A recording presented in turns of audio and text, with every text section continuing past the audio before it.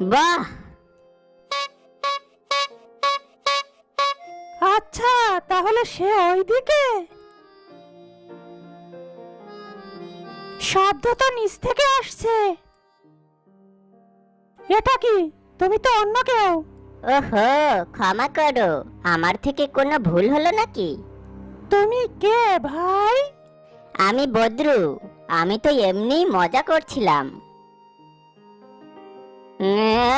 পেছনে দেখো।